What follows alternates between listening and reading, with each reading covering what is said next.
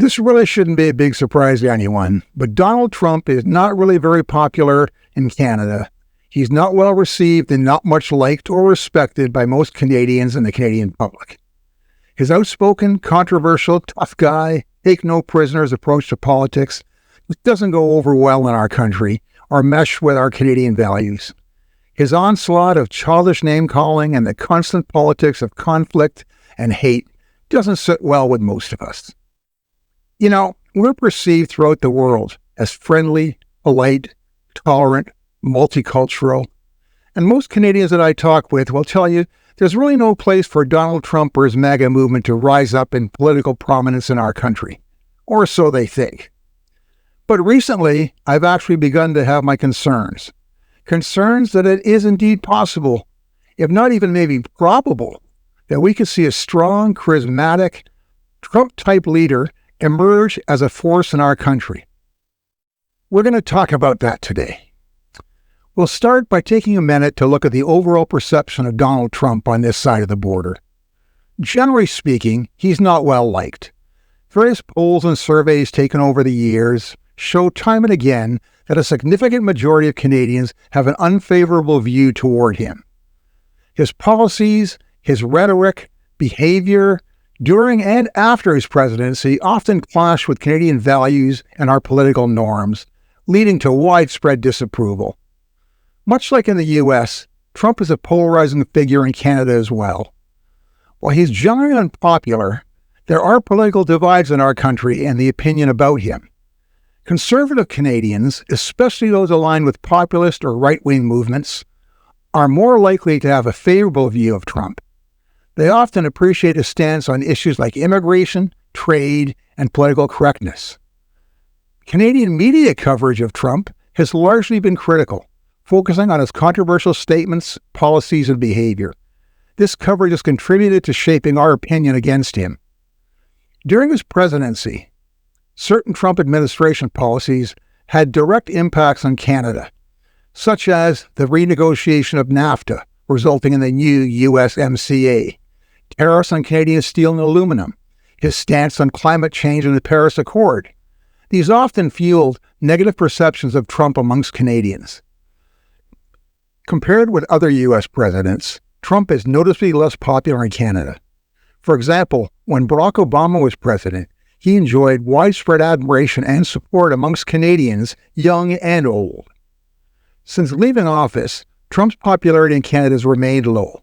His ongoing influence in U.S. politics and his potential 2024 presidential run continue to be watched with interest and skepticism by most Canadians. Overall, while there are pockets of support, Trump is generally not well liked in Canada, with a majority of Canadians viewing him unfavorably. Political developments in the U.S. over the past 8 years have really surprised, shocked, and disrupted much of the world. And the figure at the center of that storm is former President Donald Trump. His rise to political prominence, his election in 2016, and a strong chance of his re-election in 2024 have disturbed and concerned many around the world.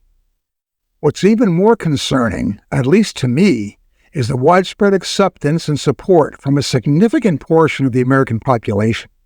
Despite all his actions and outlandish behavior, Americans have not rejected him, leaving their country strongly polarized. His continued rising star in the U.S. contrasts with his unpopularity in Canada, reflecting deeper differences in values and political culture between our two countries. So, why then would I suggest that there's an opportunity for just such a figure right here in our own country, Canada? It's always been understood that the real core of Trump's power is the strong support of his loyal base, which is 30 to 40% of the American public. Those who think he can do no wrong, who believe everything he says, and will do anything he asks. Now, meanwhile in Canada, a Canadian poll conducted in May 2024 shows a really big increase in Trump's popularity here. It found that almost 3 in 10, 29% of Canadians, believe that Trump's presidency was very good or good for Canada. That's up 12% from 2020. As in the U.S., there's a significant gender gap in the assessment of the American presidential candidate. A third of men, 33%, say that Trump's time in Washington was good for Canada, but only 25% of women feel the same. Trump got his best ratings in Alberta, 33%, Saskatchewan and Manitoba, also 33%, dropping in Atlantic Canada to 30%, Ontario 29%, British Columbia 28%, and Quebec 25%. Another poll question with surprising results was related to the outcome of the 2020 presidential election. Believe it or not, 3 in 5 Canadians, 60%, decry the notion that Donald Trump was the real winner of the contest. But more than 1 in 4, 27%, actually believe that the Republican nominee was the real victor. This long-debunked lie is accepted as fact in Canada by 31% of British Columbians, 36% of young Canadians aged 18 to 34, and 39% of Conservative Party voters. But that's not even my biggest concern yet. Whenever Canadians have been polled about their preference in U.S. elections, it's almost always come out as a Democratic landslide. During the 2012 race between Barack Obama and Mitt Romney, the National Post commissioned a poll and found Canadians backing Obama by 78%, compared to the actual 51% he received on Election Day. And then 4 years later, an Abacus data poll found 80% of Canadians backing Democratic nominee Hillary Clinton against Donald Trump in the 2016 elections. But now, a Spark advocacy poll from January of this year, gauging Canadians' feelings towards the 2024 U.S. presidential election, shows some big changes. Biden, who was still the nominee at the time, was the clear winner at 67%. But Donald Trump came in with the unusually high support of 33% of Canadian respondents. Look, that's higher than the current approval rate for Prime Minister Justin Trudeau, which Angus Reid has pegged at about 31%. It's actually higher than the percentage by which Trudeau won his last federal election in 2021, when he got 32% of the ballots cast. Now, I know there's a lot of hate for Justin Trudeau here in Canada, but come on.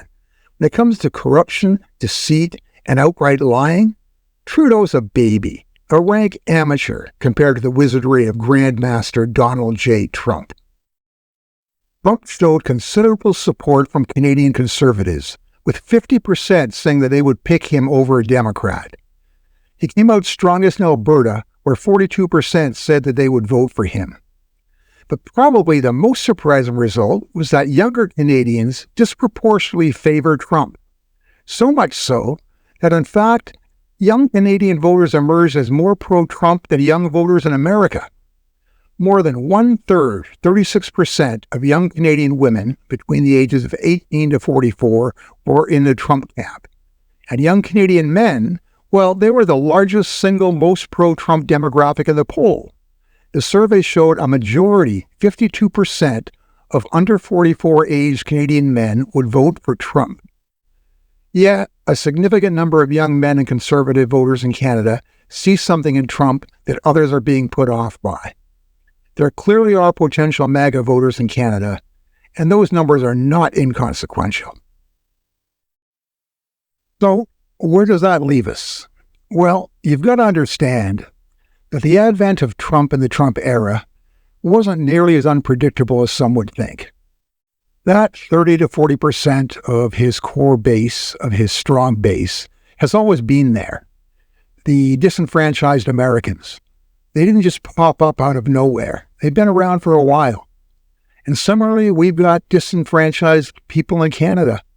We have groups of voters who feel betrayed by the system and are looking for answers. And let's face it, they're just sitting there, easy picking for someone to take advantage of them, waiting for someone to speak out and address their concerns. And until someone does, they're going to keep looking.